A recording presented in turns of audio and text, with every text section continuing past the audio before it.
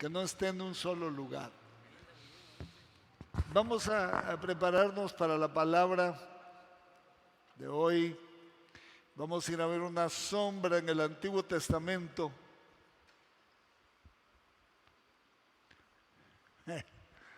Dejé los segundos ojos.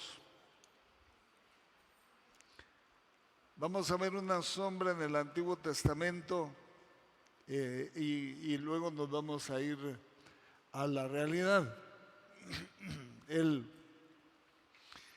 Las sombras en el Antiguo Testamento nos dan líneas de acción para interpretar el Nuevo Testamento. Lo que allá eran sombras, aquí son realidades. Y entonces tenemos que tratar de entender cómo llevar al terreno de la práctica las realidades de hoy. Allá eran rituales, allá eran ceremonias, allá era todo ese aparataje, muy complejo, por cierto, que si nos tocara ser sacerdotes del Antiguo Testamento, hubiéramos tenido que nacer sacerdotes, hijos de Aarón. Además de eso, pasar 25 años en aprendizaje, 5 años en práctica para empezar a ejercer. Toda una carrera desde niños,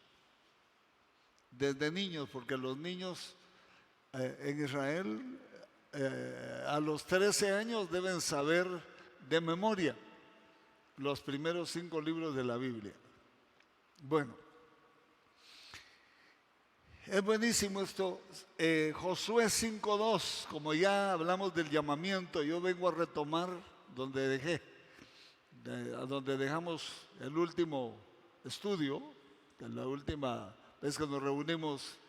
Desde luego otros ministerios han venido aportando y eso es bueno, porque esto nos complementa las distintas facetas que los ministros o el pueblo de Dios que está siendo preparado para la obra del ministerio debe tener muchas facetas.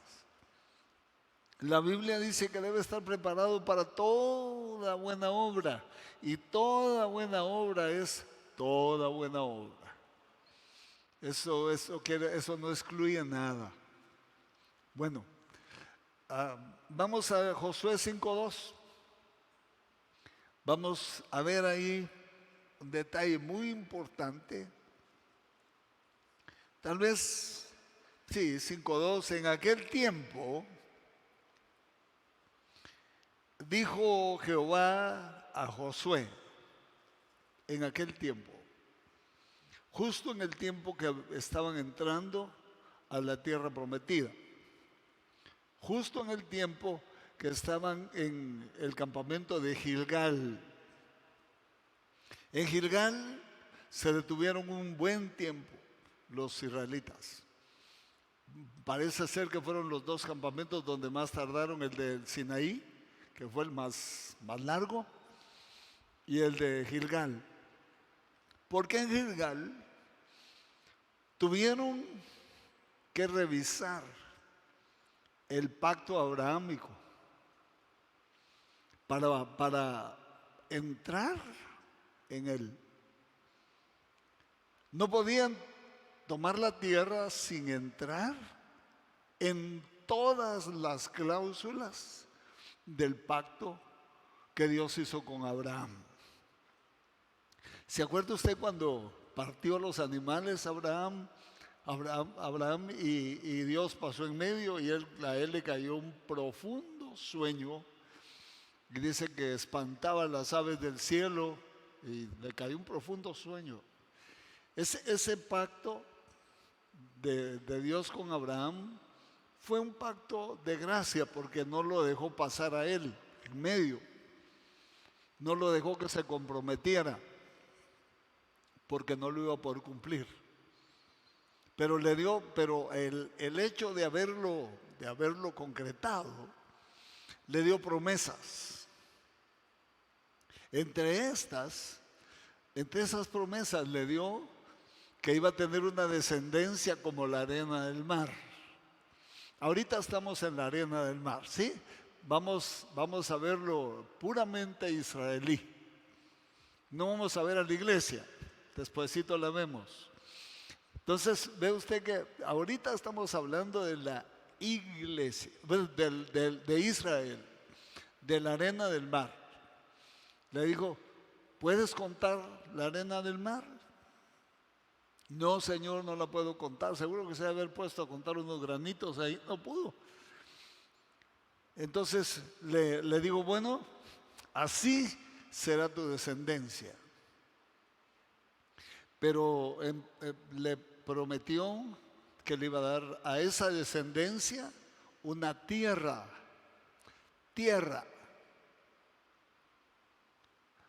un rey visible, un trono visible, y que iba en su tiempo a darles un nuevo corazón. Les iba a quitar el corazón de piedra y les iba a dar un corazón de carne. E iba a escribir en las tablas del corazón sus leyes para que pudieran obedecerle. Esas eran las promesas, pero tenían condicionantes. Los condicionantes es que tenían que circuncidarse como una señal indubitable que estaban obedeciendo el pacto, una señal física, una señal que de alguna manera, cuando se salieran de la obediencia a Dios, esa señal los iba prácticamente a condenar. Porque por eso Hitler los conoció a todos, por eso todos los que los han perseguido los han conocido, porque son circuncidados. Con la circuncisión judía. Entonces, no es una profilaxis médica, sino que es la forma judía. Entonces iba a ser una señal que si obedecían, Dios los iba a acercar y nadie los iba a tocar. Y si no obedecían, los iban a descubrir en medio de las naciones por esa señal. Bueno, eso no se los habló directamente Dios, sino que le dijo, hazte cuchillos afilados. Por supuesto, no eran bisturíes, eran cuchillos de piedra. Cuchillos de piedra afilados, y vuelve a circuncidar al pueblo, a los varones. Acuérdense que allá las mujeres de alguna manera ocupaban un segundo lugar, no eran afectadas en los pactos. Era el varón el que tenía que salir, el patriarca, eran los varones los que tenían que responder. Y a las mujeres y a los niños ni los contaba. Hoy sí las contamos, hermano. ¿Quiénes dan gloria a Dios? Fíjense pues, entonces si usted pone mucha atención hoy, es muy probable que aquí esté su entrada a la vigencia del nuevo pacto, que es el mismo, solo que en otra versión para la iglesia, porque a nosotros no nos están promoviendo, no nos están prometiendo tierra. Nosotros no nos están prometiendo tierra, nos están prometiendo el cielo. Entonces es otra cosa, es otra cosa. Es la Rebequita, que sin ser de la familia de Abraham, sí era de la familia de Abraham, sobrina lejana, pero desde allá se viene a ser la esposa del hijo de Abraham. ¿Verdad? Mire, ni la conocían. Esa es la iglesia. Esa es la iglesia. Entonces, veamos un poquito. Dice que en aquel tiempo, dijo Josué, tal vez les quiero pintar un poquito el panorama porque estaban a la orilla del Jordán, ya lo habían pasado. Si vemos hoy el Jordán realmente es un río pequeño, lo puede pasar cualquiera, pero en ese tiempo que lo pasaron los judíos, era el tiempo en que se deshielaba el monte Hermón y ese río se volvía casi inundaba todas las orillas del río, los terrenos de las orillas. Y fue escrito en muchos salmos, proverbios. Ahí es donde dice: llorando van los que llevan la semilla, echa tu pan sobre las aguas, porque había que echar la semilla del arroz, del trigo y de la cebada en el agua, y no sabían si se iba a venir otra correntada y se le iba a llevar. Tenían que saber el día justo en que tenían que echar esa semilla, y si no se la iba a llevar, ¿verdad? Algunos iban llorando porque no tenían para comer. Los judíos han experimentado la pobreza también por desobedientes. Entonces fíjese que iban llorando pensando en que podían comerse esa semilla o arriesgarse a perderla. Y por eso les dicen que Eclesiastés: echa tu pan sobre las aguas, que con el tiempo lo recogerás. Y uno dice: ¿qué aguas? ¿Qué pan? ¿Cómo va a recoger el pan después de echarlo entre el agua? Es esto. Son esas figuras, son esas figuras poéticas que escribieron los profetas acerca del Jordán. Era un río muy estimado en Israel. Bueno, ahora habían pasado ya el Jordán. ¿Se acuerda usted que se abrió? Y le pregunta a David y le dice: ¿por qué te abriste, oh Jordán? ¿Qué viste que te abriste? ¿Y tú, Omar, qué fue lo que viste? ¿Por qué te hiciste en dos? ¿Qué viste? Como si fueran personas, ¿verdad? Los personifican. Entonces ve usted que van a ser cuchillos afilados, porque todos los que nacieron en el desierto, que van a entrar a la tierra prometida a conquistar, tienen que llevar la señal del pacto de Abraham. Ellos tenían que haber sido circuncidados a los 8 días de vida, pero como en el desierto no se podía, entonces ya era gente de ejército, ya era una tropa.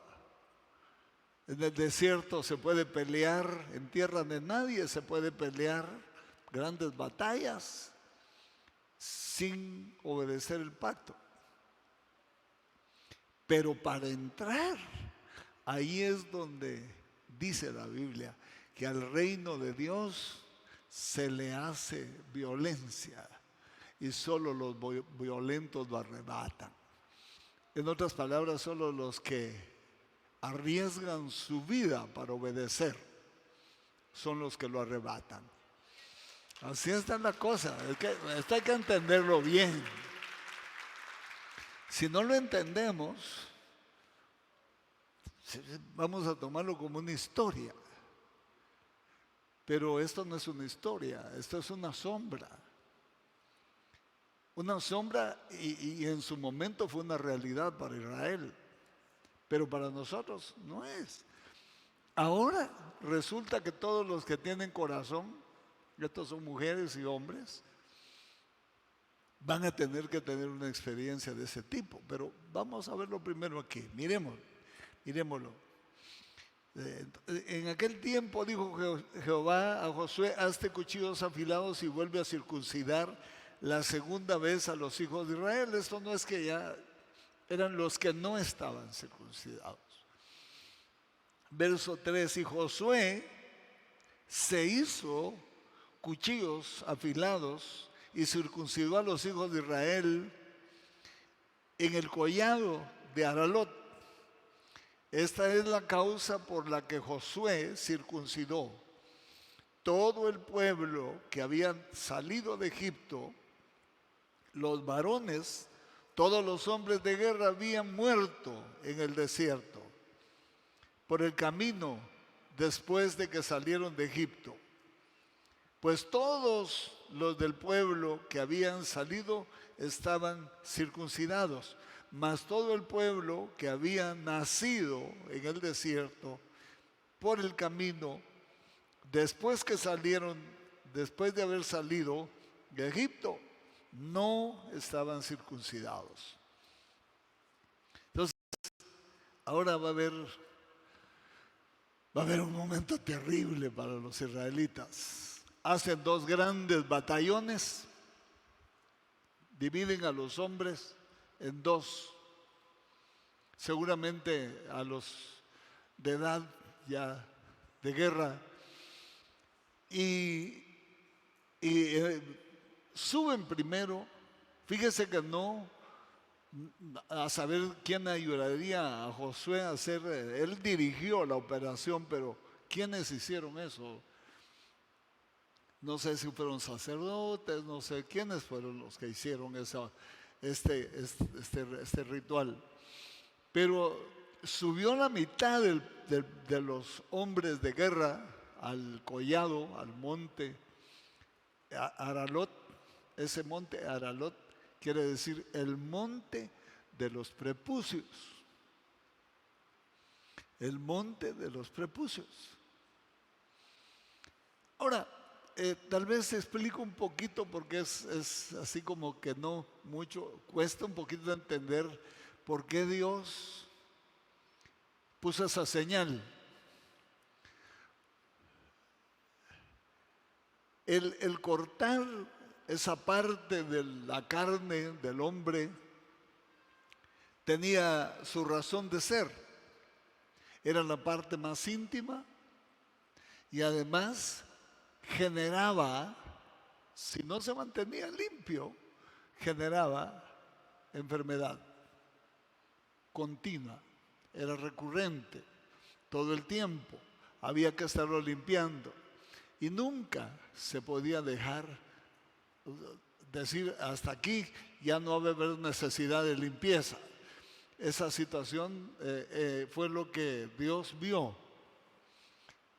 Ya vamos a ver por qué.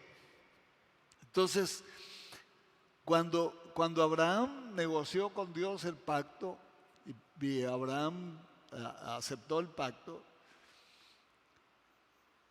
todos tenían que entrar a la tierra con esa señal.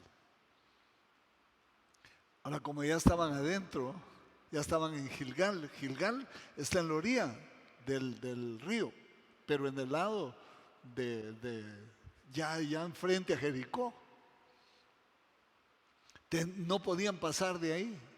Ahí se hubieran quedado siempre. Fíjese que Gilgal quiere decir rueda. Gilgal quiere decir, en otras palabras, tratándolo de entender como rutina. Y yo creo que el movimiento pentecostal llegó hasta ahí y se quedó y vio como meta los dones del Espíritu y los milagros. Y los vio como meta y lo alcanzó, pero ya no pasó de ahí, porque de ahí para adelante solo se podía entrar por revelación.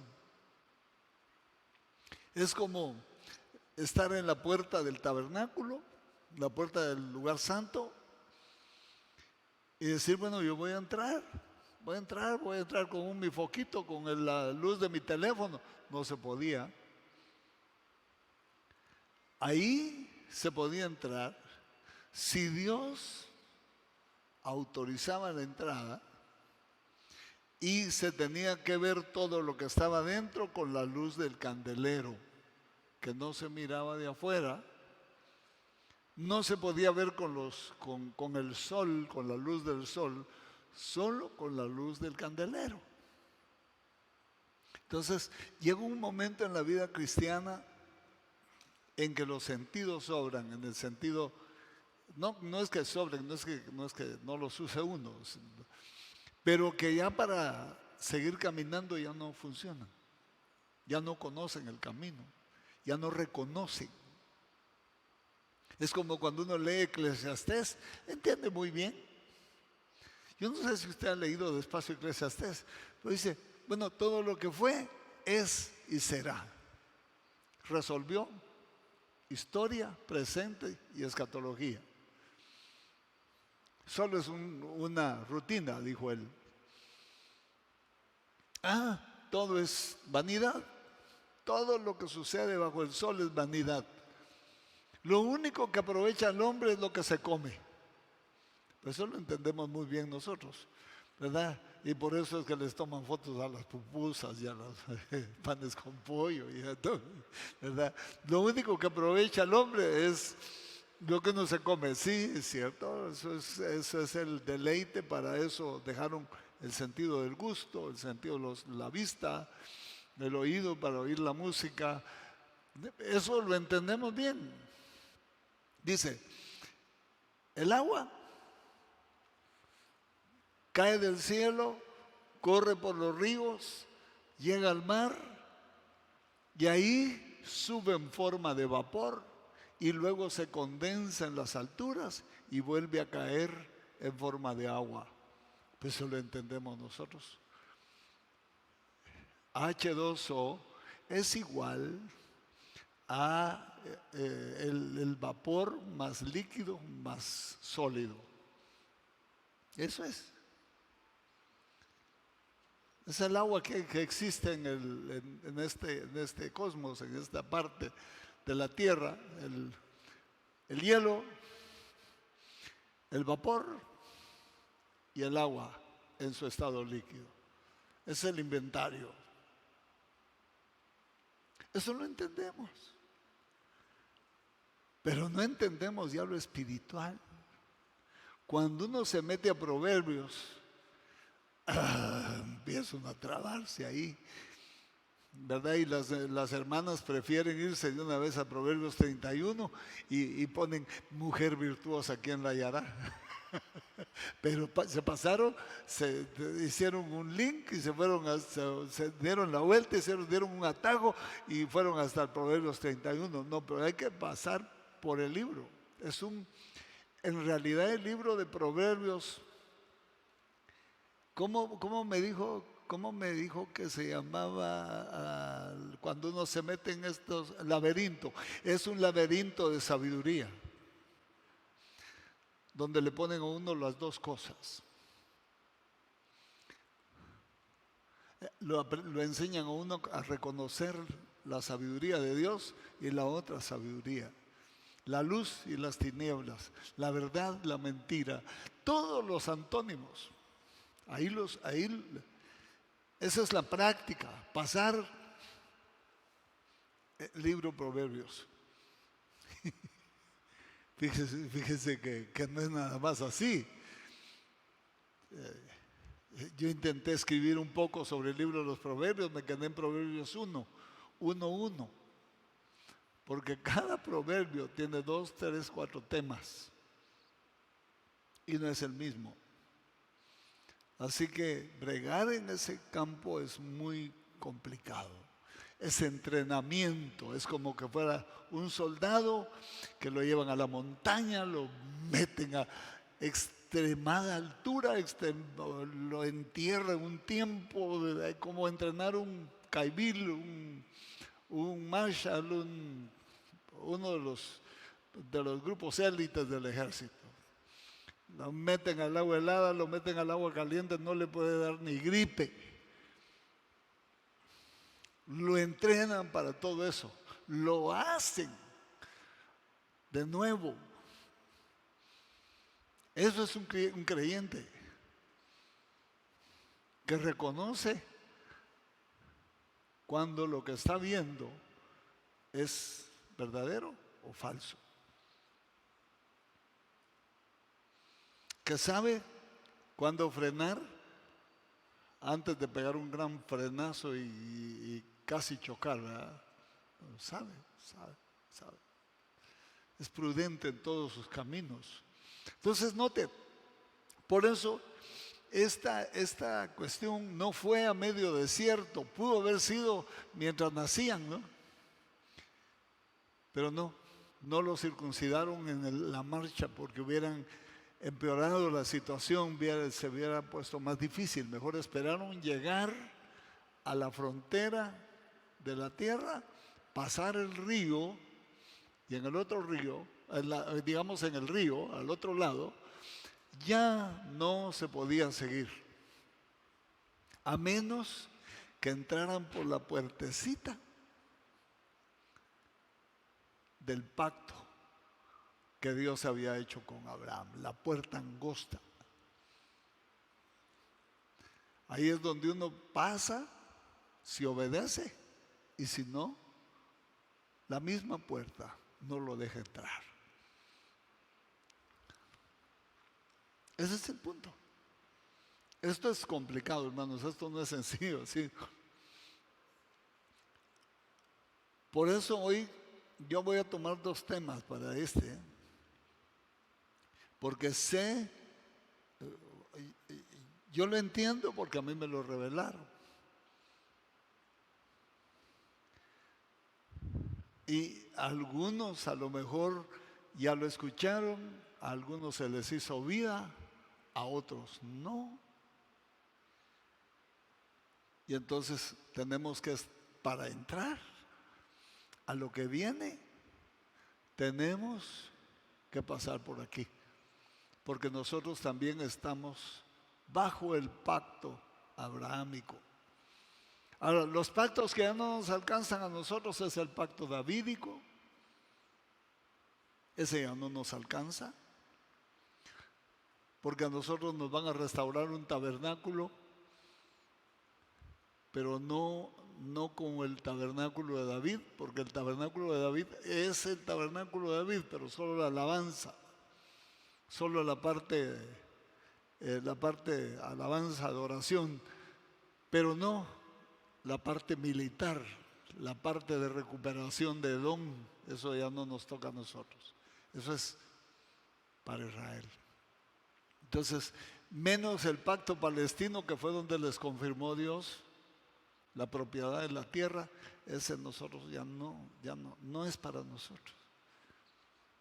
Ya no es para nosotros. Bueno, entonces veamos. Dice que, todo el pueblo que salió de Egipto se quedó muerto en el desierto, solo 2 entraron, Josué y Caleb. Y de ahí toda la gran multitud tuvo que ser circuncidada. Ahora, circuncidar a todo el pueblo ha de haber sido un trabajo titánico, ¿no? Subir los hombres de guerra y descubrirse ante sus líderes para que sus líderes descortaran el prepucio, no es de toda la gente. Allá era obligatorio. Allá estaba en vigencia la ley y el que no lo hacía moría.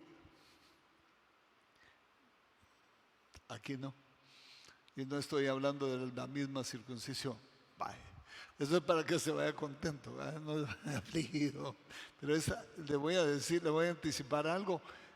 Esta es más elevada. Esta es más compleja, porque no es física. O lo agarra y lo entiende,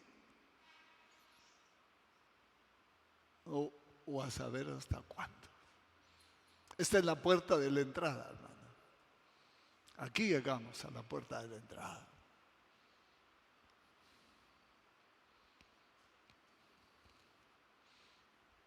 Vea pues.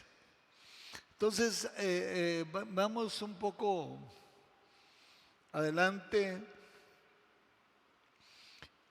Dice que subió un grupo primero, la mitad, al monte. Yo me los imagino. Desde luego, ¿por qué buscaron un monte? Porque eso no se puede entender en el valle. Entonces nosotros vamos a tener que buscar el monte. Vamos a tener que preparar una cadena de oración, de ayuno y subir al monte. Ahora no va a ser un monte físico, no vamos a subir al volcán de San Salvador ni al de San Jacinto. No. Esto sería fácil subir al San Salvador. A pie sería fácil la última hora. Subiríamos, hombre, despacio, subiríamos, al fin.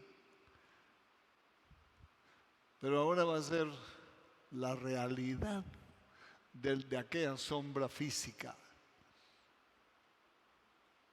¿Sí? Entonces, subieron al monte la mitad y la otra mitad se quedó resguardando el campamento porque pues estaban enfrente Jericó. Ahí estaba el baluarte.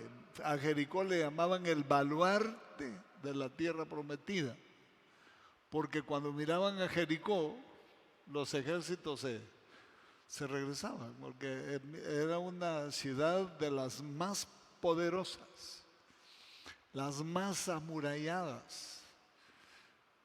Tenían todo para defender, eran como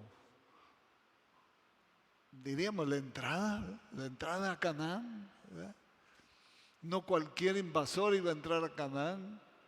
Iban a entrar ahí, pero iban a entrar a morirse. Y ahora viene un invasor que no es invasor, sino el propietario de la casa. Solo que la tiene que quitar por lo menos en tres términos esenciales. Uno, jurídico, el aspecto jurídico. Dos, el aspecto militar. Y tres, el aspecto devocional. Eso es lo que tenían que llevar los israelitas. Y para eso subió ese primer grupo hasta que sanaron. Cuando ellos sanaron, entonces se quedaron cuidando el campamento y subió el segundo grupo. Por eso no es necesario que usted se angustie, que en las primeras administraciones usted no lo entienda y no le pase nada. Va a llegar un momento en que va a entenderlo. Lo va a entender. Va a llegar un momento, no todos tenemos la misma edad, pero lo va a entender. Pero allá dos grupos fueron. Y luego se quedaron los sacerdotes circuncidando a los niños de ahí en adelante a los 8 días. Entró en vigencia la ley en Canaán, donde tenía que entrar en vigencia. Algunos, la organización, la estructura, la sanidad, toda la parte sanitaria entró en vigencia desde el desierto, pero ya la parte puramente medular de la ley entró en vigencia cuando ellos se asentaron en las fronteras de Canaán. Ahí empezó ya a funcionar el sacerdocio en la tierra de Dios, el pueblo en la tierra de Dios, Y por eso fue que Acán se murió allí. Porque fíjese que entró en vigencia la ley, y la ley decía que ningún primogénito que habría matriz era del dueño, sino era de Dios. Todos los primogénitos eran de Dios, las primicias eran de Dios. Fíjese pues. Ellos pensaron que solo era de animales, era de hijos y era de cosechas, pero también era la primicia de la conquista. Jericó fue la primicia de la conquista. Por eso se les anticipó que ya había entrado en vigencia la ley y que no agarraran nada de Jericó. No lo podían agarrar porque todo era o para quemarlo como anatema, así se le llama lo que es quemado, anatema, o para el templo de Dios, los metales que no perecen como el oro, la plata y todo eso, eso era para el templo. Acán agarró de las dos cosas. No sé para qué quería el manto babilónico muy bueno. Si ellos llevaban su ropa y había crecido en el desierto, nunca se había terminado. No sé para qué quería el manto, se hubiera visto como lunar en medio del pueblo. Si se lo pone, pero lo fue a enterrar. Enterró la primicia de la conquista. Y por eso perdieron la gran batalla con la ciudad más pequeña, que incluso les dio risa a los capitanes, a los reyes, a los generales. Dijeron, no, Josué, no canses al pueblo. ¿Para qué vas a cansar al pueblo con una ciudad tan pequeña? Con unos pocos la vamos a tomar. Pero no habían revisado que había algo enterrado que no habían cumplido. Había que cumplir la ley. La ley. Ahí sí no había para dónde. La ley era exigible, era coercitiva.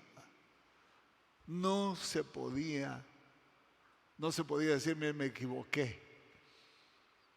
Es como cuando uno llega a cualquier país que llegue, uno está obligado a obedecer la ley.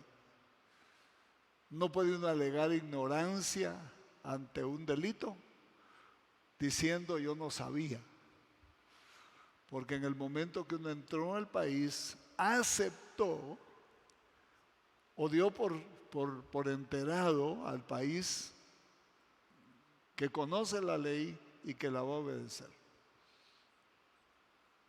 Ahora, por eso fue tan duro el castigo, porque fue, además de la penalización de un delito, fue ejemplarizante. Diga conmigo, ejemplarizante. Mire, Dios, cuando va a enseñar a su pueblo, a veces hace cosas ejemplarizantes. Fíjese que este delito lo penalizó con la muerte de Acán y la muerte de su esposa, de sus hijos y de todo lo que tenía. Los enterraron, los sepultaron a pedradas.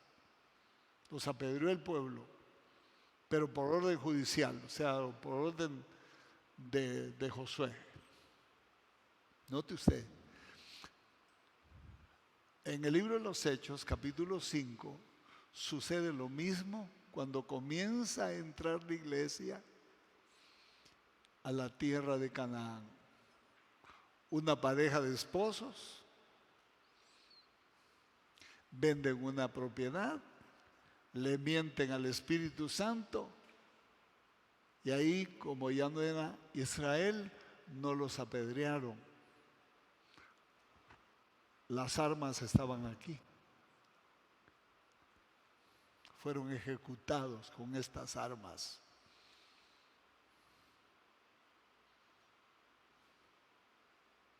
Entonces, les estoy anticipando que vamos a tener que subir al monte para poder entender lo que va a pasar con nosotros.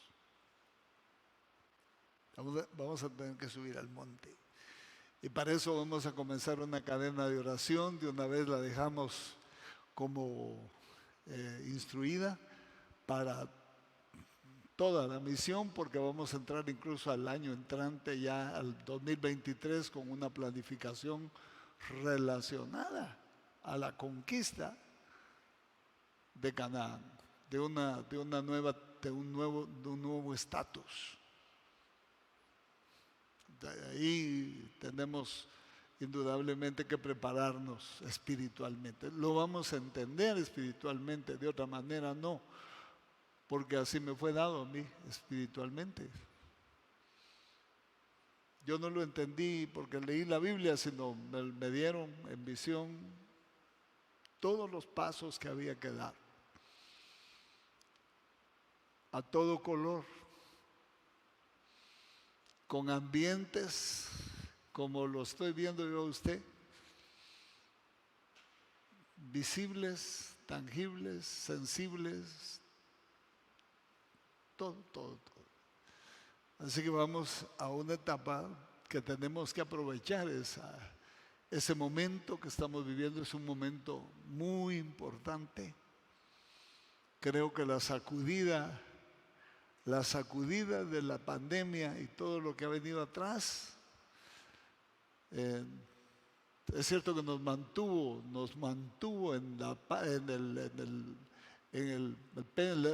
¿cómo se llama? El pez en la panza nosotros todo ese tiempo, estos 3 años, pero ahora es tiempo de salir a decirles a los de Nínive será destruido.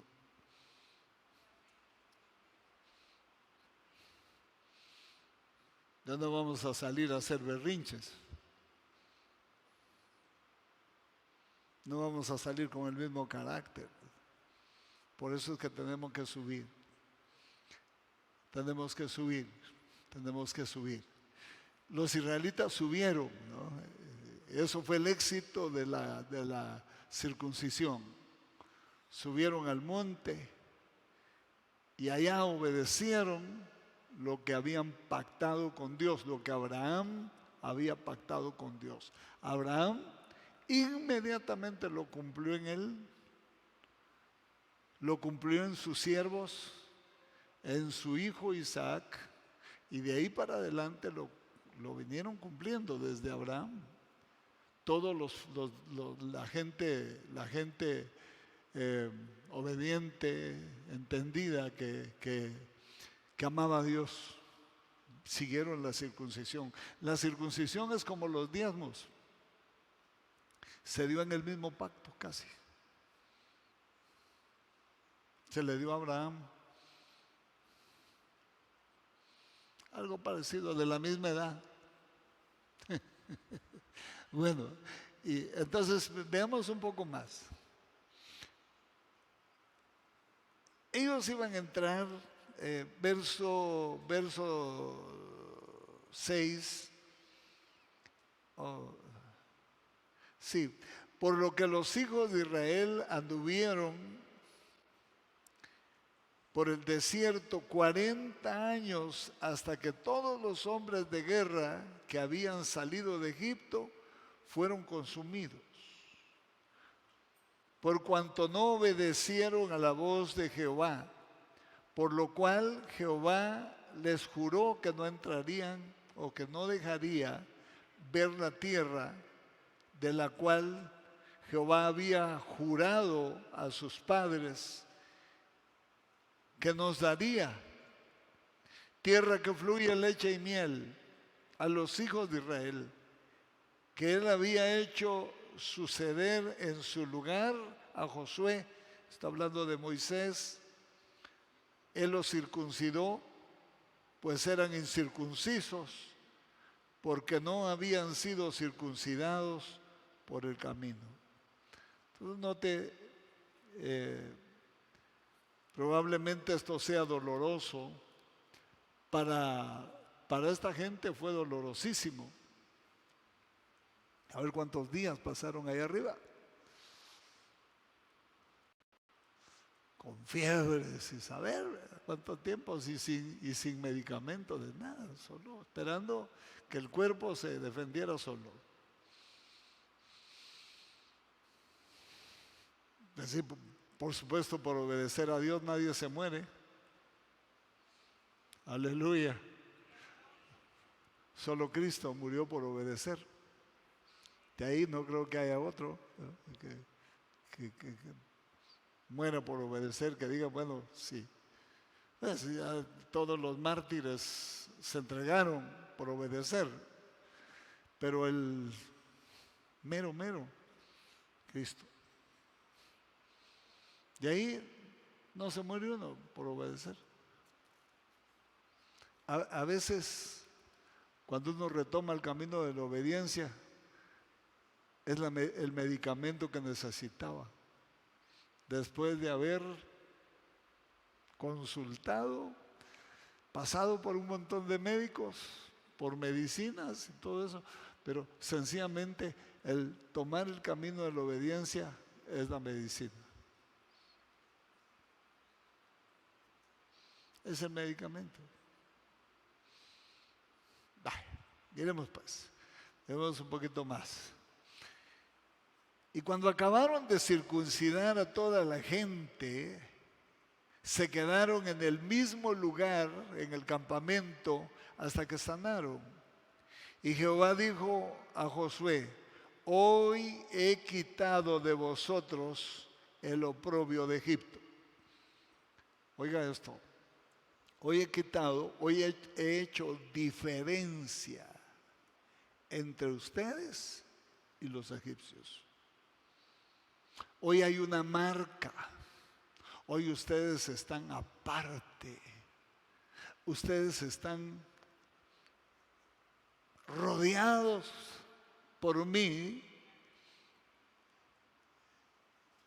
mientras que los egipcios siguen igual. Entonces, lo entresacan a uno. Cuando uno entra en el pacto, ya no es parte de la humanidad. Es propiedad de Dios. Dale un aplauso fuerte al Señor. Ya no es parte. Y es otra cosa. Ya lo que le pasa a uno, le va a pasar porque le va a ayudar a bien, le va a pasar porque necesita a Dios tratarlo, porque necesita tallarlo, porque necesita quebrarlo. Como dijo un pastor una vez, a veces cuando Dios tiene que tratar con uno, le hace la quebradora, ¿verdad? Y es cierto, le hace la quebradora, ¿verdad? Porque así es. No hay otra forma, pues no hay más que la quebradora, ¿verdad? Es para que uno recomponga su caminar.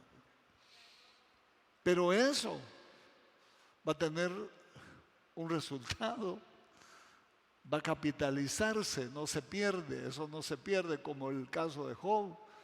El caso de Job, hermano, qué terrible caso. Todos se burlaban de él y hasta filosóficamente, ¿verdad? Qué lujo de burladores esos, con palabras rebuscadas. Pero estaban diciendo lo mismo. Vos sos un pecador y no lo querés reconocer. vos sos un hipócrita. Eso le estaban diciendo en palabras filosóficas, en palabras rebuscadas, en palabras escondidas en el diccionario. Pero resulta que ellos pensaron que Job se iba a morir, o que todo eso iba a ser un sufrimiento sin propósito. Pero cuando Dios le habló, lo confrontó, porque Job estaba hablando un montón ya, fíjese. Estaba diciendo, si yo tuviera un abogado, por cierto, en el tribunal de Cristo, él estaba hablando de ahí arriba, no voy a creer que un abogado para llevarlo ahí a la torre del tribunal es de Francisco Menéndez. No, si yo tuviera un abogado, él hablaría a mi juez acerca de mi justicia y yo saldría absuelto. Entonces Dios le toca la espalda, no para felicitarlo, le dice, ¿quién es este que oscurece el consejo y habla palabras sin sabiduría? Prepárate y yo te voy a preguntar y tú me responderás si de veras entiendes lo que estás diciendo. Y le empiezo a hacer unas preguntas. Lo aplazó, pero ese fue el examen teórico. El práctico ya lo había pasado. Y lo pasó bien. Con honores lo pasó, fíjese. Con honores lo pasó. Porque bueno, y le hizo una prueba, un gancho al hígado. Porque después de esa escarnecida filosófica que le dieron sus amigos, y eso que eran amigos, le dieron una escarnecida filosófica, lo desfiguraron. Eso es escarnecer, desfigurar a otro, quitarle la carne del rostro para que se vea como calavera y no se vea como es. Ya lo habían escarnecido. Y entonces le dice Dios, vaya, yo te voy a sanar a ti, te voy a sanar.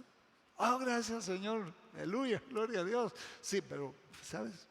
Primero vas a tener que ir y orar por tus amigos.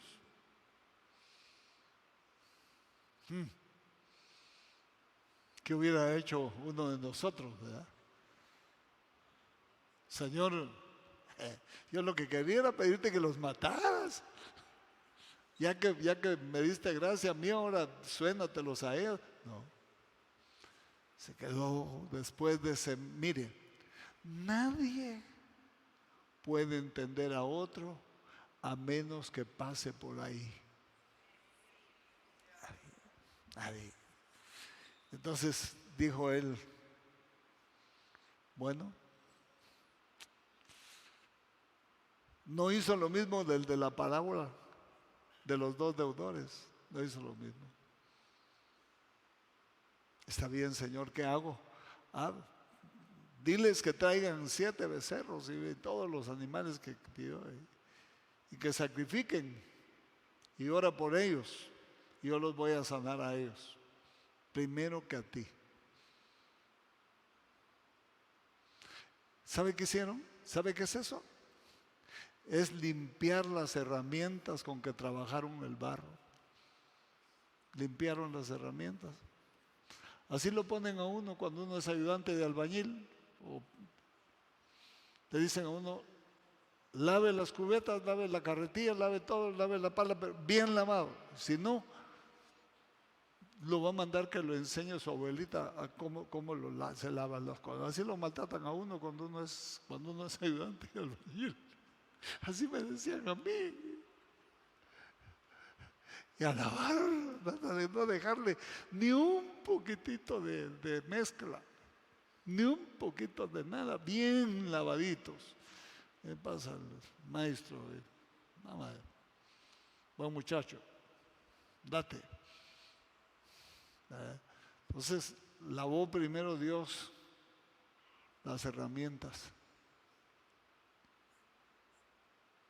Y después sanó al enfermo.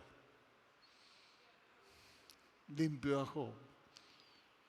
Y después le empezó a llover dinero, le empezó a llover admiración, le empezó a llover reconocimiento, le empezó a llover, le devolvieron el honor, le devolvieron todo lo que le habían quitado a los otros, hicieron fiesta, hicieron gran alegría.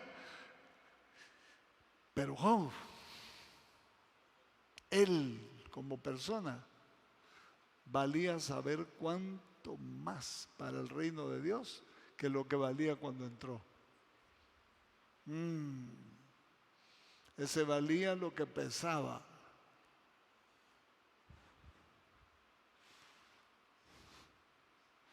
Así que así es como trabaja Dios, hermanos. Esto de la circuncisión les ha de haber dolido tanto. Imagínense ustedes la gente tímida. Tener que ir.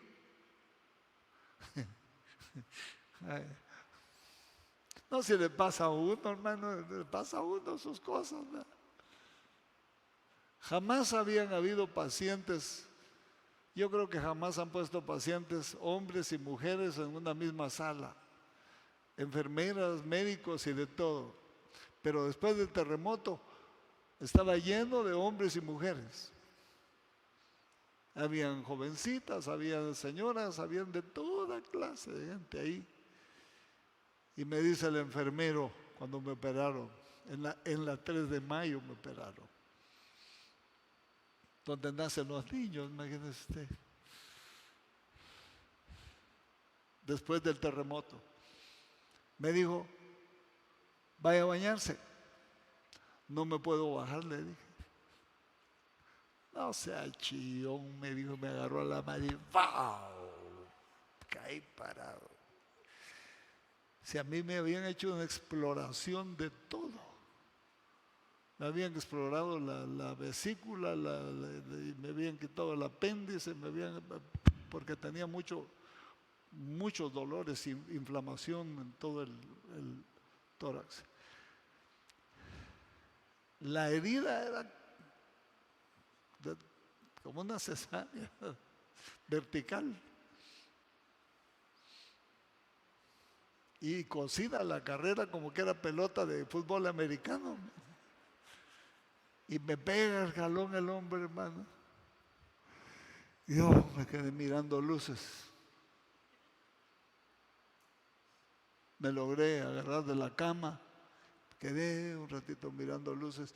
En eso me acordé, sentía yo que me habían puesto una bata que me llegaba aquí, ¿ve? Y sin nada más.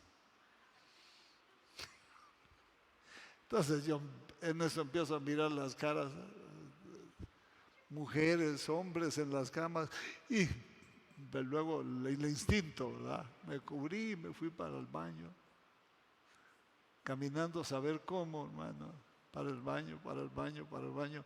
Ya cuando iba a entrar a la puerta sentí un frío aquí atrás. Sentí un frío y me toco. Se abierta tenía las cosas, la bata, hermano. Por el amor de Dios. Mire, ahí se acabaron los prejuicios, en ese monte de los prepucios.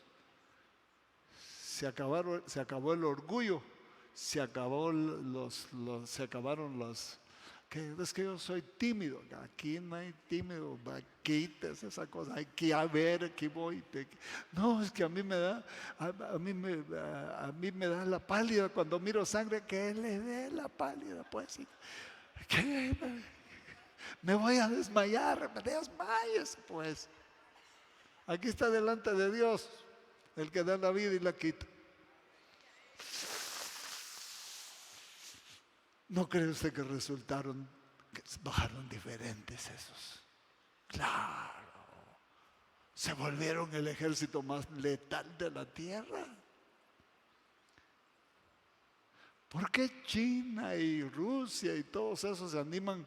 Y Corea, el Tambito de Gaza, aquel, se animan a empuñarle, a hacerle caras a Estados Unidos y a ponérselo así a Estados Unidos. Pero de Israel no dicen nada. No dicen nada. No dicen nada. No alborotan ese avispero, porque están seguros que los van a picar. Y los van a picar bien. Oiga, entonces, ¿cómo regresarían esos soldados? ¿Cómo regresarían del monte de los prepucios? Regresaron sin prejuicios. Salió todo aquellos escondites, orgullos y todo eso salió a flote. Sencillamente, no había nada más. No había más que ocultar. Está todo. Ese es precisamente, esa fue la entrada al pacto de Abraham. Ahora la nuestra, vamos a dónde está. Vamos, todavía tenemos unos minutos, yo creo que podemos muy bien dejar nada más como introducido esto, para que usted se vaya pensando a qué monte tiene que subir. Romanos 2, 28 y 29. Note usted cómo el autor, el apóstol Pablo, trae aquella sombra y la aplica a la iglesia en Romanos 2, 28 y 29. Solo que diferente. Note usted, 2, 28 y 29. Esto a mí no me lo reveló, esto no me lo reveló carne ni sangre, hermano. Al parecer, fui el primero que vi en la misión donde estaba, fui el primero que prediqué sobre esto. Porque me lo enseñaron a mí.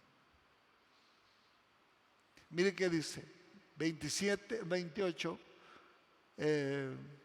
bueno, tal vez desde el 26, 28. Pues no es judío el que lo es exteriormente, ni la circuncisión la que se hace exteriormente en la carne. Ahora, donde no hay judío, ni griego, ni esclavo, ni libre, ni mujer, ni hombre. Sino, verso 29, sino, vea que dice, sino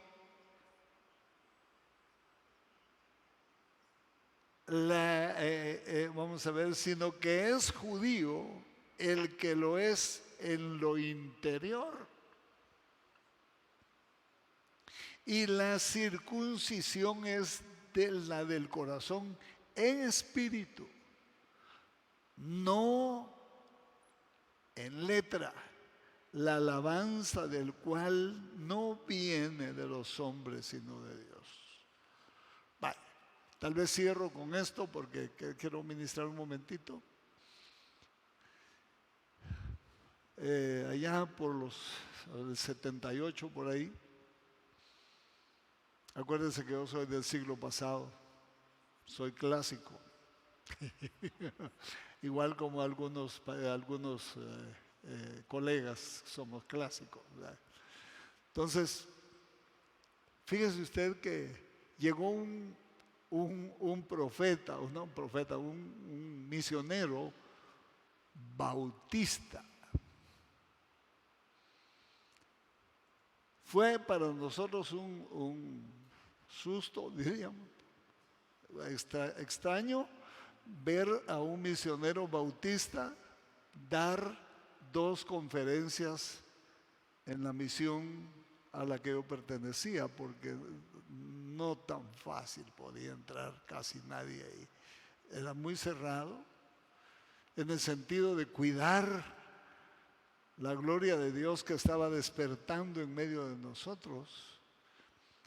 Tal vez se cerró demasiado, ¿verdad? Pero no se miraba ese tipo de ministerios ahí. Pero lo llevó un hermano que era conocido de mi pastor y le interpretó, porque solo hablaba inglés. Y él contó cómo Dios le había hablado acerca de la circuncisión. Yo nunca había oído esto. Cómo Dios le había hablado acerca de esto. Y dice que él viajó a África, a una de las tribus africanas lejanas. Y dice que cuando llegó a África, pues lo empezaron a atender los jefes tribales y fueron a recoger estiércol de vaca fresco y llenaron una bolsa de estiércol de vaca fresco, ¿verdad? Una bolsa grande, y le prepararon ahí encima su cama. Y él, americano, hermano, nacido en cuna de oro, pues en cuna cuna, jamás pensó que le iba a tocar dormir en una bolsa de estiércol fresco. Y fresco, mojadito todavía. Y fíjese usted, está bien. Tal vez me hubiera tocado a mí algo así, no me hubiera sentido incómodo. Le pongo algún plástico ahí encima y me acuesto porque ese olor a mí no me ofende. Pero a él, dice que él dijo, ¿y esto qué?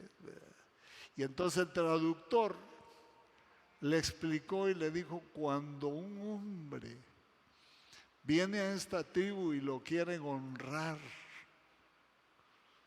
con una hospitalidad fuera de lo común, hacen esto. Esto es muy raro que lo hagan, pero a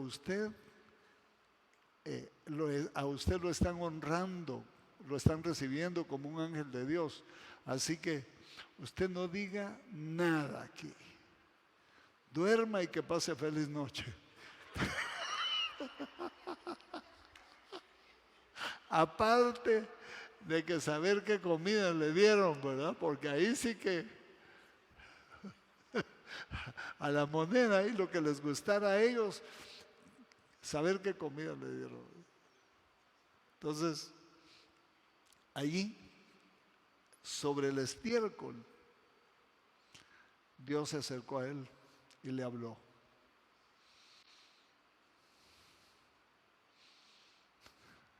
A veces nos tienen que bajar hasta debajo de la tierra, hermano. Porque estar en la tierra no es como estar acostado en el estiércol.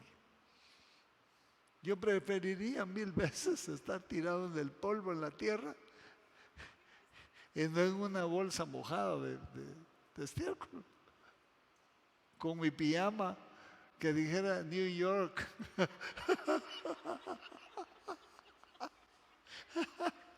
O con la bandera de Estados Unidos en la espalda, ¿no? Y acostado ahí, hermano, en esa semejante cama. Pero ahí Dios llegó. A mí, déjeme decirle que yo a veces, por ratos, cuando meto mi cabeza, dejo de entender a Dios. Mire dónde le voy a hablar. En un lugar para Dios. Pero para Dios eso no es molesto. Para el hombre sí que es orgulloso, es molesto, pero para Dios no. Y le habló y le dijo, en el tiempo final yo voy a circuncidar a mi pueblo. De dos maneras, le dijo, de dos formas. La primera va a ser para aquellos que se rindan por amor.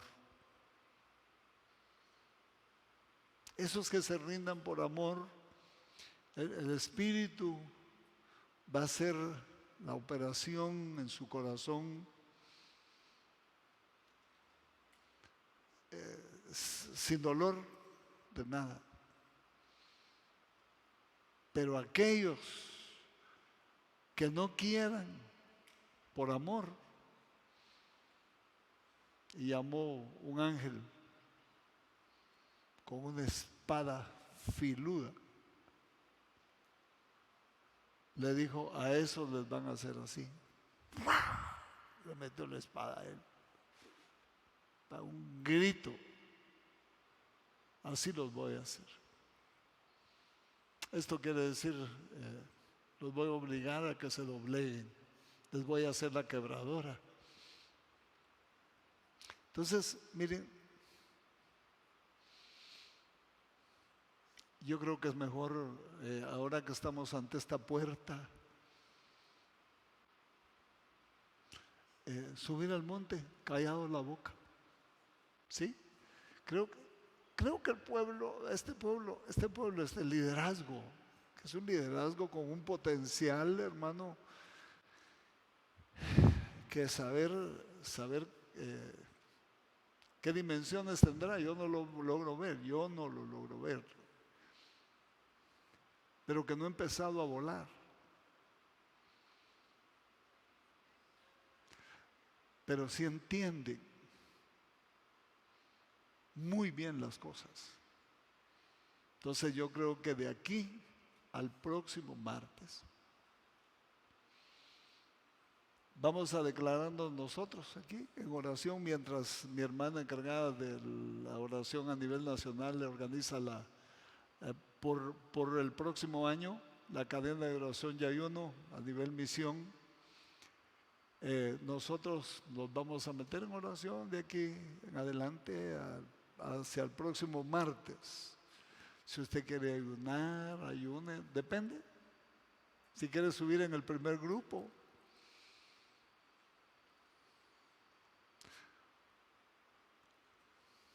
no sé si quiere usted estar quebrado delante de Dios ya para que no lo tenga que quebrar Dios. Comencemos a hacerlo de aquí al martes. Acuerde que estamos caminando.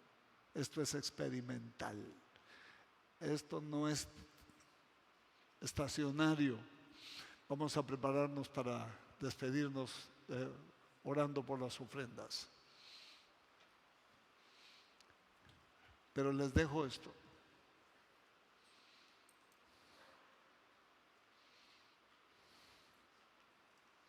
Aleluya.